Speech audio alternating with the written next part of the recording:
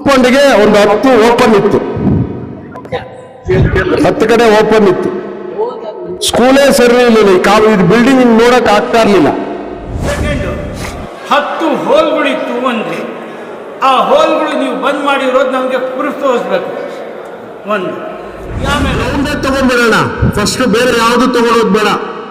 ನಾನು ಈ ಗ್ರೌಂಡ್ ಒಳಗಡೆ ಬಂದಾಗ ಇಲ್ಲಿ ಜನ ಸ್ಟೂಡೆಂಟು ಇರಲಿಲ್ಲ, ಇಲ್ಲಿ ವಾಸ ಮಾಡ್ತಾ ಇದ್ದು ಹಂದಿ ಯಗಳ ಇನ್ನೊಂದು ವಾಸ ಮಾಡ್ತಿದ್ವಿ. ಪುಲಿಗೇಶಿ ನಗರ್ ಸರೌಂಡಿಂಗ್ 8 ಕಿಲೋಮೀಟರ್ ಎಲ್ಲೂ ಹಂದಿಗಳು ಸುಮಾರು 20 ವರ್ಷದಿಂದ ಇಲ್ಲ. ನೀವು ಯಾವ ಹಂದಿಗಳು ನೋಡ್ಬಿಟ್ಟು ನನಗೆ ಗೊತ್ತಾಗ್ತಾ ಇಲ್ಲ. ಒಂದು ಜಾಗ ಇರೋದು ಅವ್ರು ಯಾವ ರಫೀಕ್ ಬರೀತಾರಂತೆ ಕಮಿಷನರ್ 3 ವರ್ಷನಾಗಿರೋದು. ಈ 3 ವರ್ಷದಲ್ಲಿ ನಿಮ್ಮ ಸಾಧನೆ ಏನೂ ಇಲ್ಲ. ನೀವು ಆಕಸ್ಮಿಕವಾಗಿ MLA ಆಗಿರೋದು. You are a MLA accidentally, you are a MLA luck by chance. ನಿಮ್ಗೆ ಈ ಕ್ಷೇತ್ರದ ಬಗ್ಗೆ ಏನು ಗೊತ್ತಿಲ್ಲ. ಗೊತ್ತಾಯ್ತಾ? ಕೆರೆ ಜಾಗ ಸರ್ಕಾರಿ ಜಾಗ, ಸಾರ್ವಜನಿಕ ಒಳ್ಳೇದಾಗ್ಲಿ ಅಂತ 3 ಎಕರೆ ಕೊಟ್ಟಿಲ್ಲ. ಇವ್ರು ಏನು ಅನ್ಕೊಂಡಿದ್ದಾರೆ, ಏನು ಗೌರ್ಮೆಂಟ್ ಸರ್ಕಾರಿ ಜಾಗ ಅಂದರೆ ಇವ್ರ ಅಪ್ಪನ ಮನೆ ಜಾಗ ಅನ್ಕೊಂಡಿದ್ದಾರೆ, ಹೆಂಗಂತ ಗೊತ್ತಾಗಿಲ್ಲ. ಎಲ್ರಿಗೂ ನಮಸ್ಕಾರ, ಅಸ್ಸಲಾಂ ವಲೈಕುಮ್. ಮೊದಲಾಗಿ ನಾಡಿನ ಜನರಿಗೆ ಬರುವ ರಂಜಾನ್ ಹಬ್ಬದ ಅಡ್ವಾನ್ಸ್ ಶುಭಾಶಯಗಳು ಹಾಗೂ ಉಗಾದಿ ಹಬ್ಬದ ಶುಭಾಶಯಗಳು ನೀಡುತ್ತಾ ಒಂದು ಮಾತು ಹೇಳೋಕ್ಕೆ ಬಯಸ್ತೀನಿ.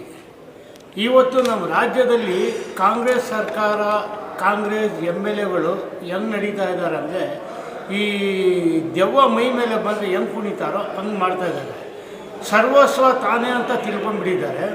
ನೋಡಿ, ಮೊದಲಾಗಿ ಗೌರ್ಮೆಂಟ್ ಸ್ಕೂಲ್ ಕಂಪೌಂಡಲ್ಲಿ ಯಾವುದೇ ಕಾರಣಕ್ಕೂ ನೀವು ಖಾಸಗಿ ಪ್ರೋಗ್ರಾಮ್ ಏನು ಮಾಡೋಂಗಿಲ್ಲ ಅಂತ ನಿಮ್ಮ ಎಜುಕೇಷನ್ ಕಮಿಷನರ್ ಆರ್ಡರ್ ಮಾಡಿದ್ದಾರೆ. ಆಯಿತಾ?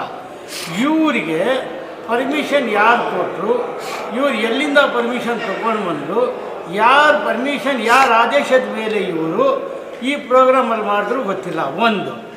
ಸೆಕೆಂಡು, ಶನಿವಾರ ಸ್ಕೂಲ್ ನಡೀತಾ ಇದೆ, ಸ್ಕೂಲ್ ಡಿಸ್ಟರ್ಬ್ ಮಾಡಿದ್ದಾರೆ. ಇವಾಗ SLC ಮಕ್ಕಳಿಗೆ ಎಕ್ಸಾಮ್ ಹತ್ರ ಇದೆ. ಇಂಥ ಟೈಮಲ್ಲಿ ಇವ್ರು ಏನು ಅಂದ್ಕೊಂಡಿದ್ದಾರೆ, ಏನು ಗೌರ್ಮೆಂಟ್ ಸರ್ಕಾರಿ ಜಾಗ ಅಂದರೆ ಇವ್ರ ಅಪ್ಪನ ಮನೆ ಜಾಗ ಅಂದ್ಕೊಂಡಿದ್ದಾರೆ, ಹೆಂಗಂತ ಗೊತ್ತಾಗಿಲ್ಲ. ಆಮೇಲೆ ಅಲ್ಲಿ ಒಂದು ಮಾತು ಹೇಳಿದ್ರು, ನಾನು ಬಂದಾಗ ಇಲ್ಲಿ ಬೇರೆ ಹೆಗ್ಗಣ ಹಂದಿ ಇತ್ತು ಅಂತ, ಆಮೇಲೆ 10 ದೊಡ್ಡ ಹೋಲ್ಸುಗಳು ಇತ್ತು ಕಂಪೌಂಡಲ್ಲಿ ಅಂತ. ನಾನು ಒಂದು ಮಾತು ಕೇಳೋಕ್ಕೆ ಬಯಸ್ತೀನಿ. ಇಡೀ ಪುಲಿಗೇಶಿ ನಗರ್ ಸರೌಂಡಿಂಗ್ 8 ಕಿಲೋಮೀಟರ್ ಎಲ್ಲೂ ಹಂದಿಗಳು ಸುಮಾರು 20 ವರ್ಷದಿಂದ ಇಲ್ಲ. ನೀವು ಯಾವ ಹಂದಿಗಳು ನೋಡಿಬಿಟ್ಟು ನನಗೆ ಗೊತ್ತಾಗ್ತಾ ಇಲ್ಲ. ಒಂದು. ಸೆಕೆಂಡು, 10 ಹೋಲ್ಗಳಿತ್ತು ಒಂದೇ. ಆ ಹೋಲ್ಗಳು ನೀವು ಬಂದ್ ಮಾಡಿರೋದು ನಮಗೆ ಪ್ರೂಫ್ ತೋರಿಸ್ಬೇಕು. ಒಂದು. ಆಮೇಲೆ ಆ ಬಿಲ್ಡಿಂಗ್ ಸರಿಯಾಗಿರಲಿಲ್ಲ, ಒಂದು ಸ್ಟೂಡೆಂಟು ಇರಲಿಲ್ಲ ಅಂತ ದೊಡ್ಡದಾಗಿ ಹೇಳ್ಬಿಟ್ರಿ. ನೀವು ಬಂದಿಲ್ಲಿ 3 ವರ್ಷನಾಗಿರೋದು. ಈ 3 ವರ್ಷದಲ್ಲಿ ನಿಮ್ಮ ಸಾಧನೆ ಏನೂ ಇಲ್ಲ. ನೀವು ಆಕಸ್ಮಿಕವಾಗಿ MLA ಆಗಿರೋದು. You are a MLA accidentally, you are a MLA luck by chance. ನಿಮಗೆ ಈ ಕ್ಷೇತ್ರದ ಬಗ್ಗೆ ಏನು ಗೊತ್ತಿಲ್ಲ. ಈ ಕ್ಷೇತ್ರ ನಿಮ್ದು ಅಲ್ವೇ ಅಲ್ಲ. ನಮ್ಮ ಜನ ಮಾಡಿರೋ ತಪ್ಪು.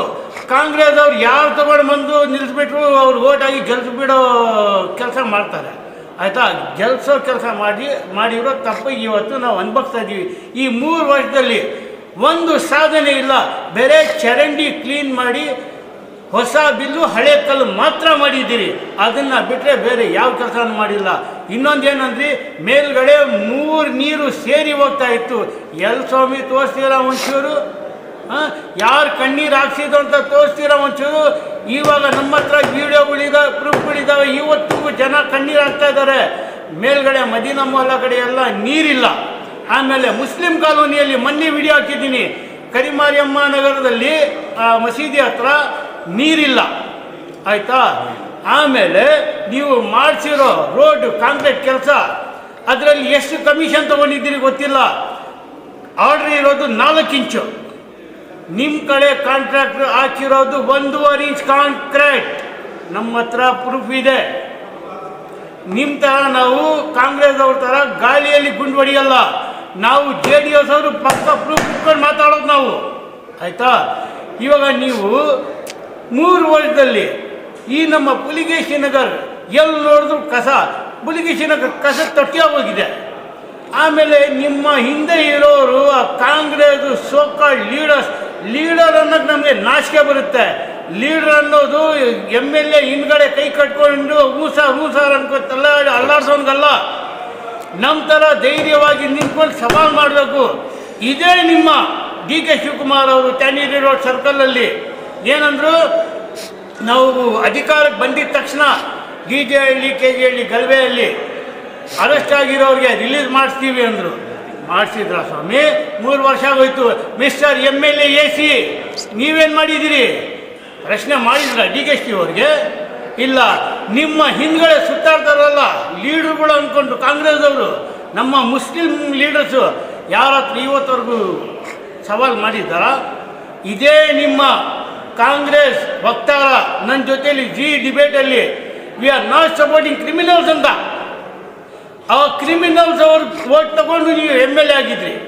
ಒಂದು ಇಲ್ಲಿವರೆಗೂ ಆ ಸ್ಕೂಲ್ ಸ್ಟಾರ್ಟ್ ಆಗಿದ್ದು ಇದೇ JDS ಪರೇಡ್ MLA ನಮ್ಮ ಶಿವರಾಜಣ್ಣ ಅವರು.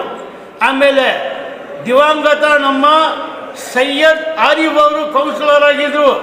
ಅವರು ಈ ಬಿಲ್ಡಿಂಗ್ ಕಟ್ಟಿಸಿದ್ದು.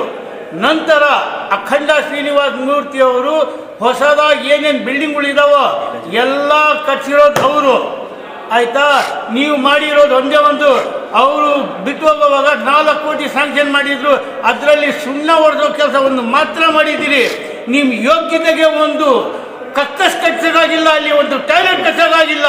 ಮಾತಾಡ್ತೀರಿ ನೀವು ದೊಡ್ಡದಾಗಿ. ಆಮೇಲೆ ನಿಮ್ಮ ಸಾಧನೆ ಒಂದು ರೋಡು ನೆಟ್ಟಿಗಿಲ್ಲ.